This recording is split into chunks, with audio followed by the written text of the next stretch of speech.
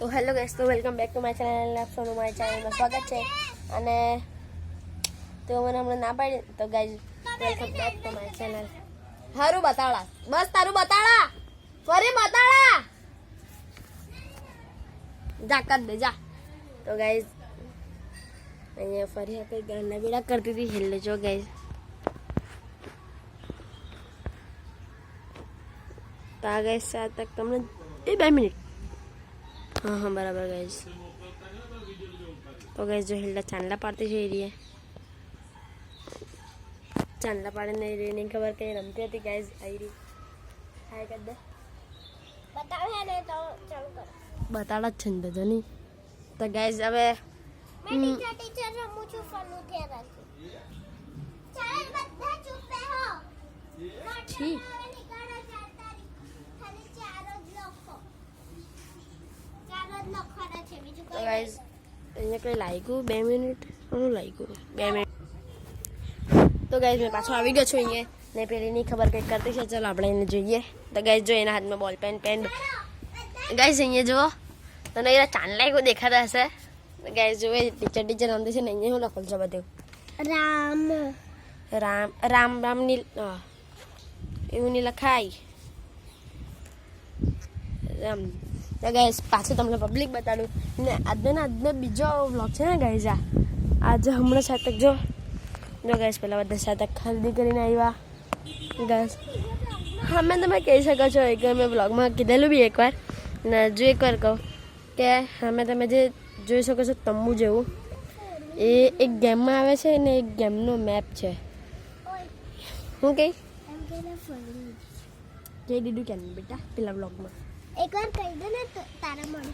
તો ગાઈઝ એ એમ કહે છે કે પેલું 4 વ્હીલનું કહે નહીં કે આપણે 4 વ્હીલ લીધી એનું કહે નહીં. તો મેં એને કહું છું કે પહેલાં આપણે વ્લોગ બનાવ્યો બરાબર. ગાઈઝ આની પહેલાંનો વ્લોગ મતલબ એક વાત કહું તમને ગાઈઝ, આજનો જ વ્લોગ છે બરાબર. આ વ્લોગ આજે રાતે મૂકી દેવા. હમણાં તો કેટલા વાગ્યા છે ખબર ગાઈઝ? ફરી કેટલા વાગ્યા છે નહીં પૂછો. તો ગાઈઝ હમણાં પેલી પૂછવા ગઈ છે કેટલા વાગ્યા બરાબર. હમણાં 7 તક આવી ગયા છે ગાઈઝ. હમણાં કેટલા વાગ્યા છે યાર? 4:45 વાગ્યા. જો ગાઈઝ સાંભળી લો, 4:45 વાગ્યા બરાબર. હવે આને મેં મૂકા ડાયરેક્ટ ઇફતારી કરીને પછી ને સાતક ઇફતારનો બી વ્લોગ મૂકા. તો ગાઈઝ તમને કંઈ દેખાતું હશે વ્હાઈટ કલરનું. ગાઈઝ આ છે દોરી છે. આ દોરી ફરી કોટોળલી નહીં જો ગાઈઝ મળી ગયો, શિકાર મળી ગયો. જો ગાઈઝ બકરો મળી ગયો. તો ગાઈઝ આ એરિયા દોરી તોડેલી ને નહીં તોડવાની ફરી એ નહીં કરવાનું. તો ગાઈઝ અહીંયા મારું જીમ મતલબ જીમ નહીં ખાલી એક્સરસાઇઝ કરવાનું મારું જોઈ શકો છો તમે. ઢીંકા ચીકા. તો ગાઈઝ મેં એકદમ પુલઅપ્સ મારું છું અહીંયા રોજ જ પુલઅપ્સ મારું. અને તમે ચૂપ રહો. તમને સેટ તક દેખાતું જ હશે કેમ કે મેં છે ને અહીંયા ફોન મોકલો છે અહીંયા. તો ગાઈઝ ડાયરેક્ટ આમ બેઠું સામે દેખાય ને એમ. અને ગાઈઝ એક વાત કહું, આ સુરત સિટી નથી, આ સ્પોર્ટ સિટી છે. કેમ ખબર? કેમ કે અહીંયા કાલે પહેલાં વ્લોગમાં તમને મેં કીધું કે અમારા સામે બિલ્ડિંગ છે પુષ્પક એપાર્ટમેન્ટ, ત્યાં GT 650 હતી. એક વાત કહું, એ જ સામે પુષ્પક એપાર્ટમેન્ટમાં છે ને ZS10R પછી GT 650 એ કીધેલું તમને મેં આજના વ્લોગમાં, આજે સવારે કીધેલું વ્લોગમાં GT 650. ને અગર તમે આપણા ગુજરાતમાં ખાલી એમ જોવા જશો ને શાયદ તક નહીં, પછી ખબર નહીં અમદાવાદ બી આવી શકે, કોઈ બી સ્ટેટ આવી શકે, સાપુતારા બાપુતારા. તો મારા હિસાબથી છે ને સુરત સિટીમાં સ્પોર્ટ્સ કાર અને લક્ઝરિયસ કાર વધારે છે સુરત સિટીમાં મારા હિસાબથી શાયદ તક હે ગાઈસ. પછી ન્યૂ હોય કે હોય મને એ નહીં ખબર. તો ગાઈસ તમે જોઈ શકો છો બધા રમતા છે છોકરાઓ ટેરેસ પર.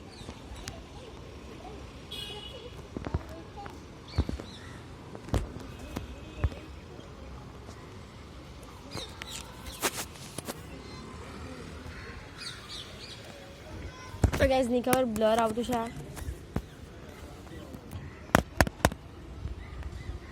અચ્છા હા સમજી ગયો ગાઈસ.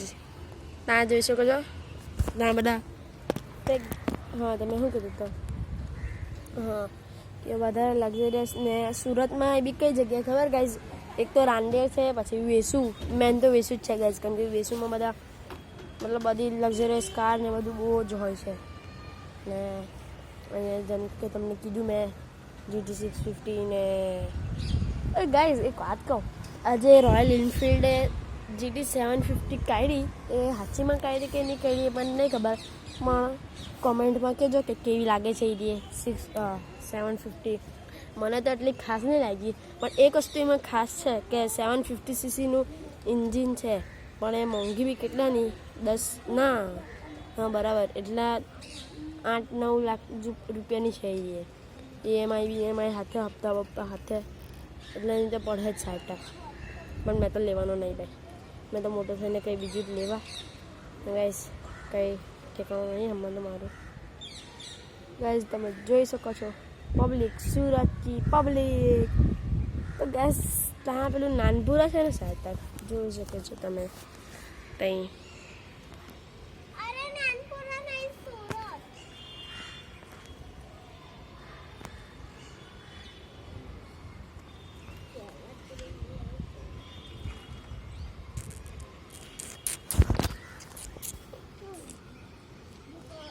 તો ગાઈઝ આ પુષ્પક એપાર્ટમેન્ટ છે જે તમને દેખાય છે એ. ને ગાઈઝ હું અહીંયા છું ને આજે ઇફતારનો વ્લોગ. પછી જો ઇફતારીમાં તો શું છે, ખાલી આપણે બરફ તોડવાના છે, બધું જે કામ છે એ કરી લેવાનું છે બરાબર. પહેલાં તો હા ગાઈઝ મેં હમણાં નાહી આવું થોડીક વાર રહીને, વ્લોગ બની જાય પછી મેં આને વ્લોગને એડિટ કરા. પેલા વ્લોગને છે ને કેટલા કલાક લાગ્યા ખબર? 2 કલાક લાગી ગયા વ્લોગને એડિટ કરતા, મતલબ એડિટ અપલોડ થતાં 2 કલાક લાગ્યા, સમજો ને. તો ગાઈઝ અપલોડ થતાં 2 કલાક લાગ્યા ને, એમ તો અપલોડ થઈ ગયેલો છે. તમે જોઈ શકો છો મારી આઈડી પર મિસ્ટર મોહમ્મદ 0509 પર. અને ગાઈઝ ઇન્સ્ટાગ્રામની બી આઈડી છે મારી મિસ્ટર મોહમ્મદ 0509. એમાં મારા આઈસનો ફોટો હશે અને મારા 131 ફોલોવર છે ગાઈઝ, તમે જોઈ શકો છો એમાં ઇન્સ્ટાગ્રામ પર. જે અગર ઇન્સ્ટાગ્રામ કરતા હોય તો પ્લીઝ મને ફોલો કરજો.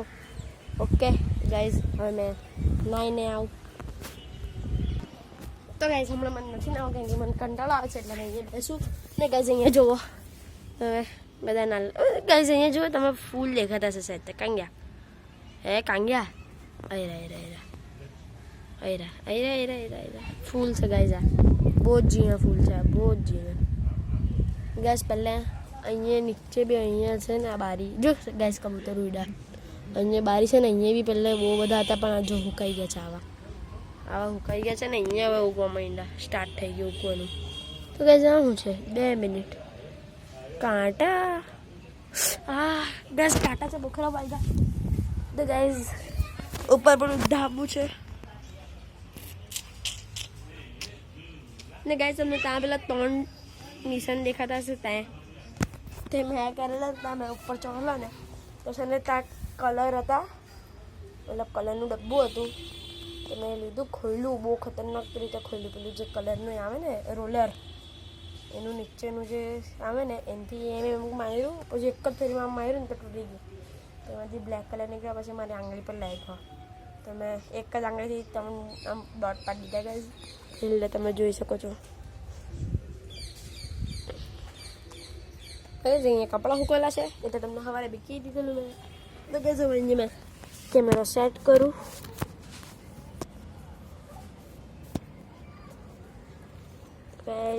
કેમેરો સેટ નહીં થતો એની 4 વાત છે. તો કઈ કેમેરો સેટ થઈ ગયો છે. સોરી ગાઈઝ, પડી ગયો કેમેરો, પડી ગયો. આઈ હોપ તમને બરાબર જ દેખાતો હશે. અને ગાઈઝ કોના રુદા છે મને કહેજો comment.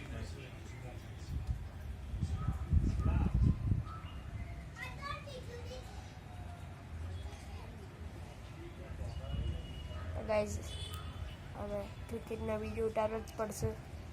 Screenshot. Tata bye bye, Allah Hafiz, good bye, C you, ગયા મર ગયા.